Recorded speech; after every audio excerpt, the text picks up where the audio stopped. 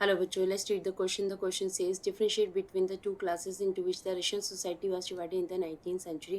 Question में हमसे पूछा गया है कि रशियन सोसाइटी 19th सेंचुरी में दो क्लासेस में डिवाइडेड थी, तो उन के बीच में हमें डिफरेंशिएट करना है. Let's read about the answer. Russian society was divided into upper class and the lower class. 19th century की अगर हम बात करें तो इस टाइम के ऊपर रशिया की जो सोसाइटी थी वो अपर क्लास लोअर क्लास में डिवाइडेड थी. अब अगर अपर क्लास की बात करते हैं तो upper class included the aristocracy and the church. देखिए, अपर क्लास में एरिस्टोक्रेसी यानी कि जो जार है उसके नॉवल्स हैं एंड चर्च आते थे.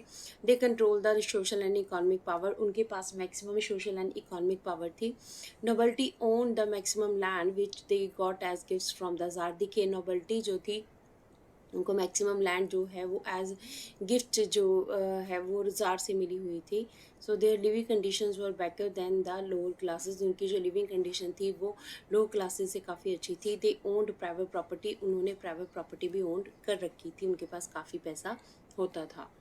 सो अगर हम लोअर क्लास की बात करें तो other part of the Russian society was lower class.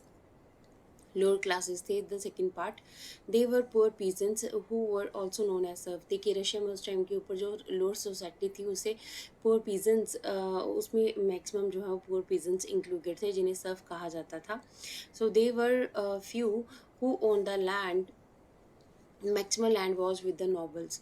ठीक है, वेयर लैंडलेस लेबर वर्कड. देखिए, मैक्सिमम लैंड जो थी वो हमारे पास किसके पास थी, वो नॉबल्स के पास थी, जहाँ पे जो लैंडलेस लेबर होते थे वो वर्क करते थे. और बहुत कम किसान थे जिनके पास अपनी ज़मीन होती थी.